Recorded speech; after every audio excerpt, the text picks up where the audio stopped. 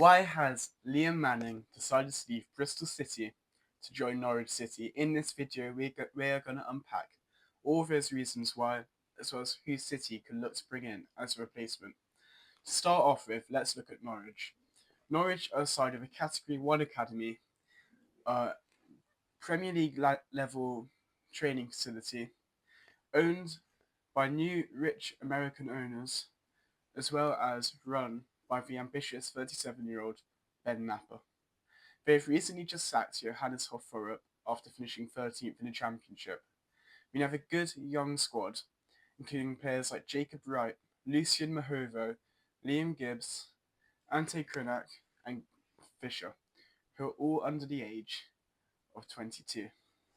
Now, if we're looking at very sellable assets that which they can sell, I mean, we're talking Borja Signs, who will look for about 12 million for Josh Sargent, up to 20, and then Jonathan Rowe. Marseille have an option to buy. I believe they're not going to exercise that, so I think they might be looking about 10 million, or they could keep him. Again, he is an excellent winger for the Championship. Now, if we look at Bristol City comparatively, I mean, we finished sixth, which is an incredible feat by Liam Manning, who has delivered our best season in 17 years since 2008. I mean, we got Tinian running the ship under the stewardship of the Lansdowns.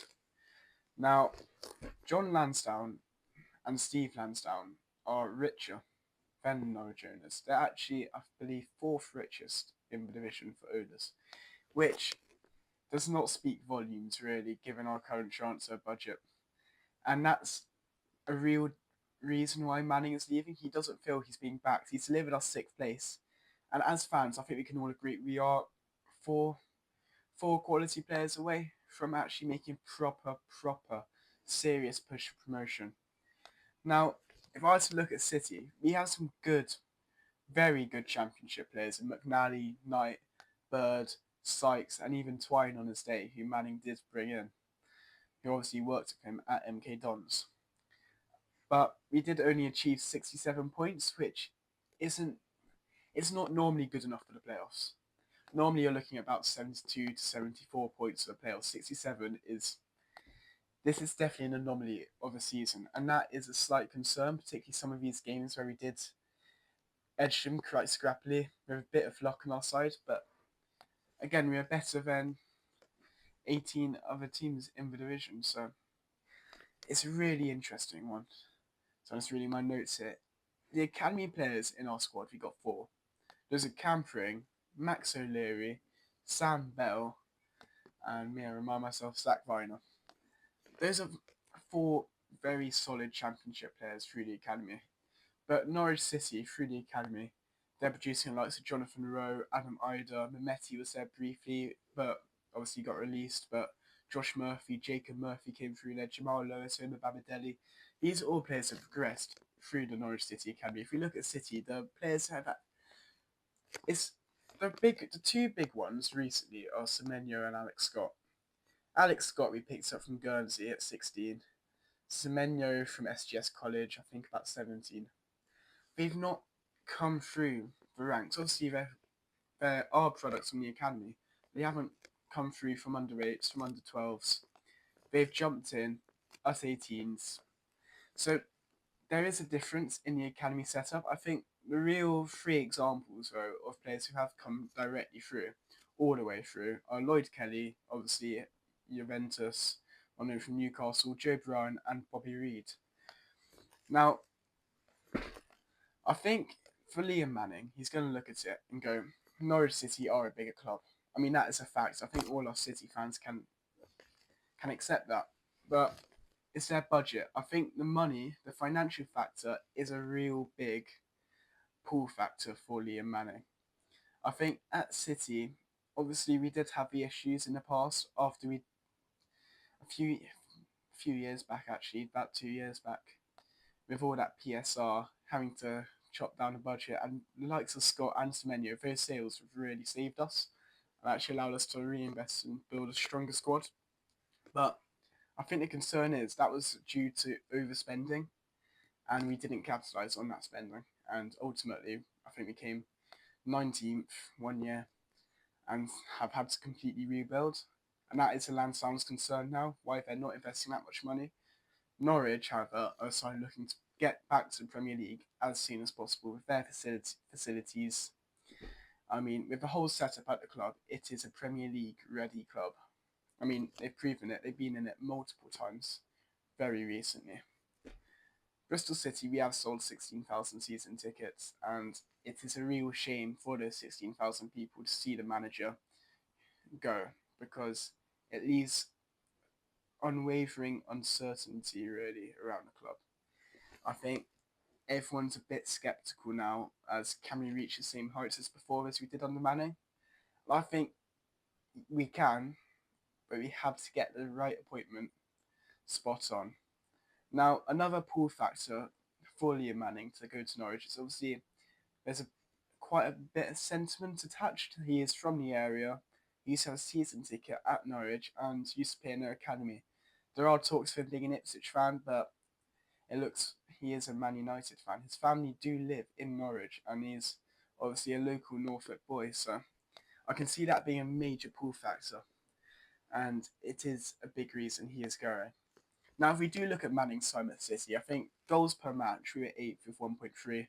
Norwich was 2nd with 1.5. But the big issue for Norwich last season was their defence, where they were 19th in the divisions, conceding 1.5 goals per game. And City were 9th, conceding 1.2 goals per game. Now, Manning previously in the past did like to play possession-based football. He did it at MK Dons. And he tried to implement it at Oxford, not quite so effectively at MK Dons. Obviously, he did really well at Oxford, but the possession style which he really likes to play wasn't quite there. And at City, it's not quite been that either. I think that's the squad. I think that's again another reason. I don't think the squad's quite what he wants. So it's 51.2% possession per match for us. Whilst Norwich, on the other hand, we're looking at 58.2% per game, which actually put them 2nd for possession. Manning was a slow burner at City. I think that's something we can all confess. There were times last season where people were calling for his head, particularly a bit at the beginning. I think the losses 3-0, Blackburn, Derby away, really highlighted our weaknesses of just not quite. We just weren't coherent at the beginning. I think another really bad game to watch was that Sheffield Wednesday 0-0 at home, where we just looked hopeless, as well as that West Brom 2-0 defeat up at the Hawthorns 22nd December. But the games towards the end of the season, after we had good form, the Leeds 4-0 defeat and obviously the 2-3-0 defeats to Sheffield United did show we were a mile off it. A mile off where we need to be if we want to go up. And that is courtesy of the squad, of the budget. He did overachieve at City, that is a fact. And some of the football at times was really good. Sometimes it was not so good. I think we can all admit that at the start of his spell, the football was very tedious, but he did really turn heads by the end. They're playing some exciting stuff. And I think Norwich fans can be excited working with some of the players they have, like Matheus Nunes, Marcelinho Nunes, and my mind's gone blank. Amankwa Forson, right, who does excite me. I know he's not quite got the minutes this season, but he did cost them £4.5 million. But the Sheffield United and the Leeds games did show we're not ready, and that could be a reason for Manning going, if I'm not getting the backing, I'm going to go. Now, if I am looking at replacements, obviously Manning likes to win the ball in the middle third. I'd want someone who tries to win the ball in that first third of the opposition, try and pin them back, high press. But looking at the current free agent options, do I really see that? No, but the managers I do really like. There's 3 I've highlighted. I think my 2 favourites are Rob Edwards, Ruben Sellers, the same old names, but the names keep being brought up for a reason. They're quality managers. Rob Edwards is very, very good football at Forest Green, as well as 50 goals in the Premier League with Luton, which isn't being spoken about enough. But again, what really tarnishes Edward's name for me and makes it less attractive was that that bit at Luton, wasn't it? That first half of the season, it was really, really, really poor.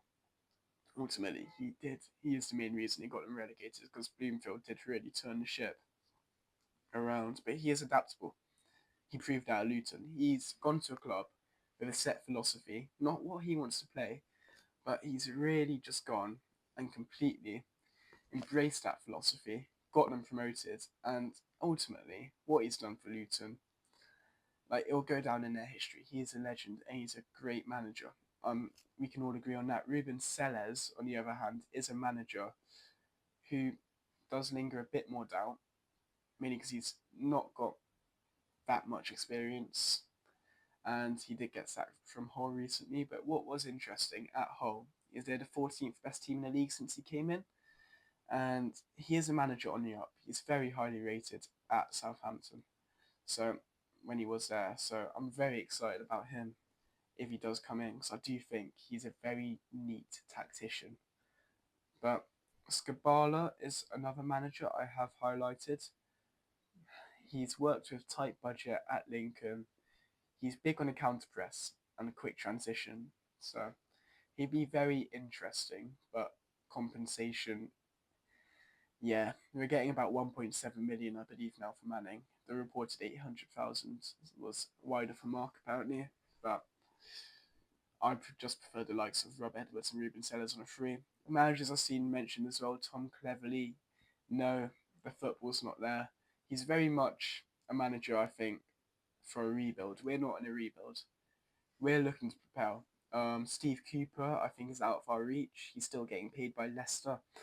Um, yeah, I just don't think he'll want to come here. I think he'll hold out for a better job. Richie Wellens, the football's not great as well. And then John Messinio, I'm not convinced he will come. I'd love him. I think he'd actually be my number one if it's more realistic. But I think he's a project at Portsmouth, and he's done really well there. But again, that's what we could say about Manning, and he's gone. But Portsmouth's a massive club, and he will cost a fair few.